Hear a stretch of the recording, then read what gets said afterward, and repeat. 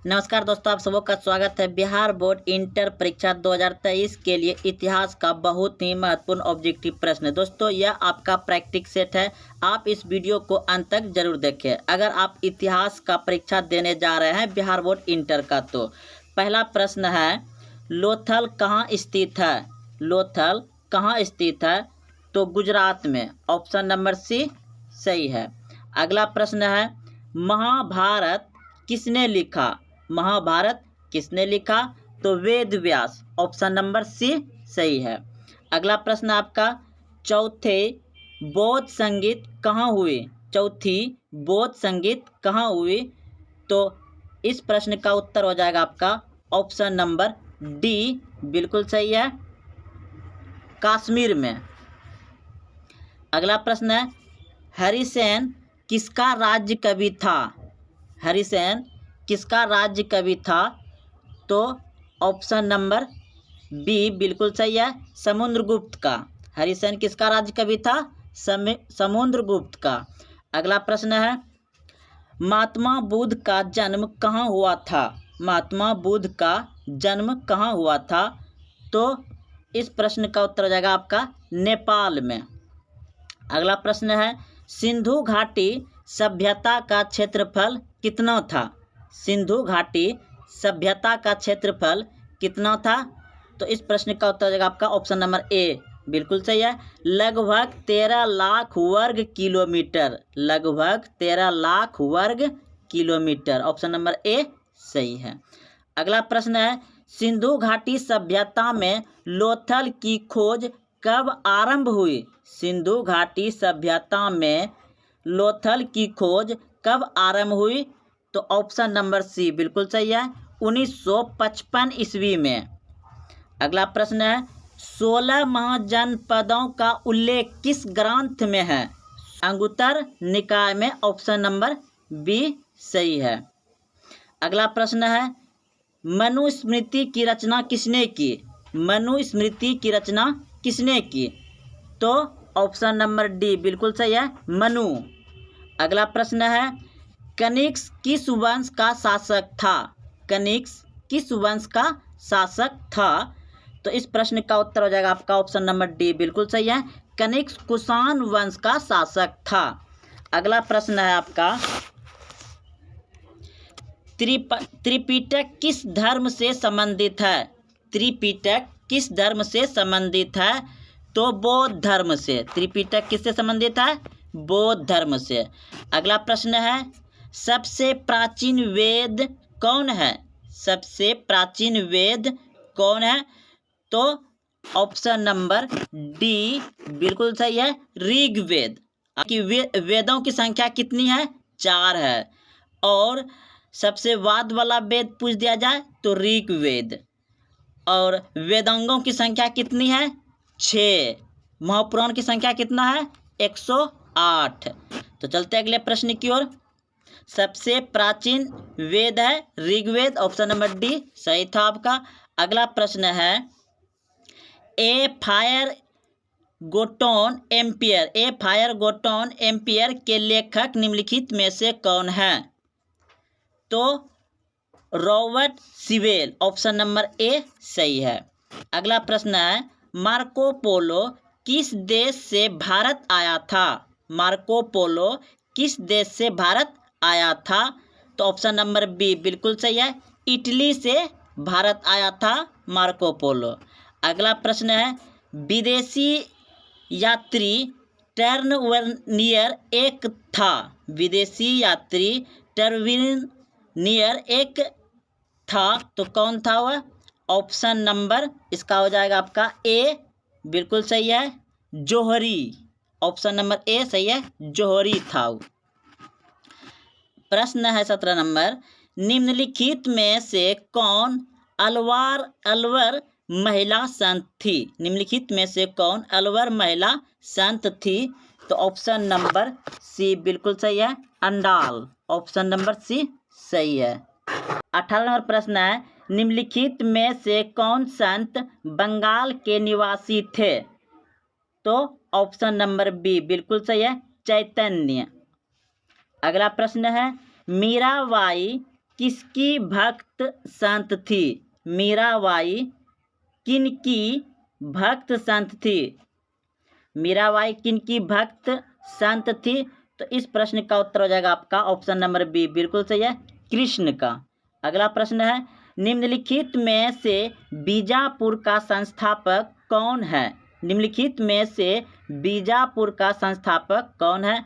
तो इस प्रश्न का उत्तर हो जाएगा आपका यूसुफ आदि शाह, यूसुफ आदि शाह, ऑप्शन नंबर बी सही है। अगला प्रश्न है, किस शासक ने तुंगभद्रा नदी पर बांध बनाकर विजयनगर के लिए नहर निकलवाई?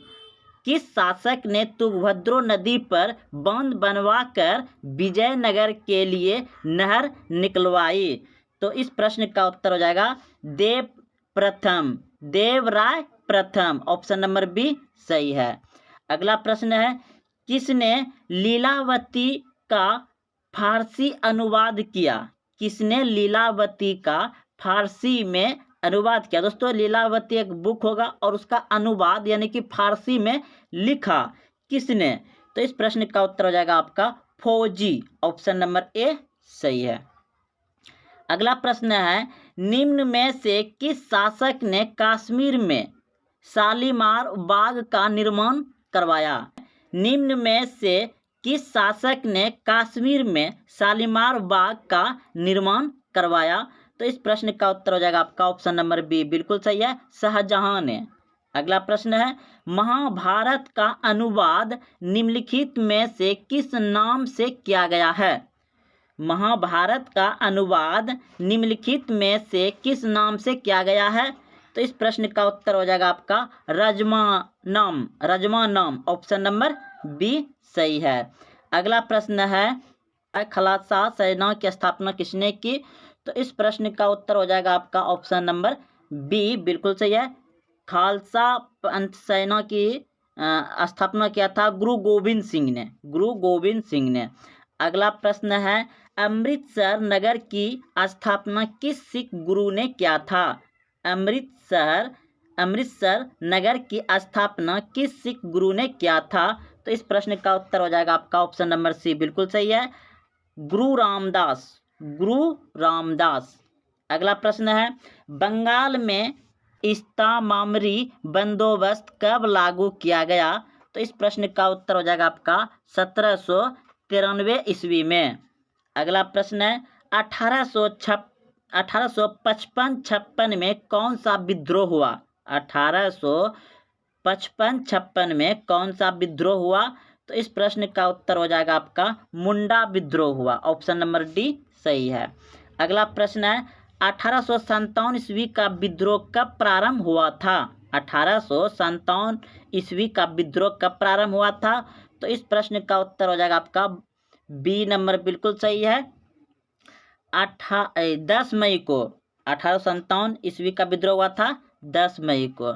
अगला प्रश्न है आपका, प्लोसी का युद्ध कब हुआ था? प्लोसी का युद्ध हुआ था आपका ऑप्शन नंबर बी, बिल्कुल सही है, 1757 ईस्वी में। अगला प्रश्न है, पुर्तगालियों ने गोवा के ऊपर कब कब्जा जमाया था? तो 1510 ईस्वी में जमाया था। अगला प्रश्न है, भारतीय राष्ट्रीय कांग्रेस पार्टी की स्थापना कब हुई? भारतीय राष्ट्रीय कांग्रेस पार्टी की स्थापना कब हुई? तो दोस्तों यह आप सभी बच्चे जानते होंगे कि 1885 ईस्वी में हुआ है। अगला प्रश्न है आपका 34 नंबर, बंगाल विभाजन कब हुआ? बंगाल विभाजन कब हुआ? तो 1905 ईस्वी में। अगर दोस्तों पूछ दिया जाए आपको कि बंगाल विभाजन रद्द कब हुआ, तो 1911 ईस्वी में, याद रखिएगा। अगला प्रश्न है, ईस्ट इंडिया कंपनी की स्थापना कब हुई? तो ईस्ट इंडिया कंपनी की स्थापना हुआ है 1600 ईस्वी में। अगला प्रश्न है, पाकिस्तान शब्द किसके दिमाग की उपज थी? पाकिस्तान शब्द किसके दिमाग की उपज थी? तो इस प्रश्न का उत्तर हो जाएगा आपका ऑप्शन नंबर सी, बिल्कुल सही है।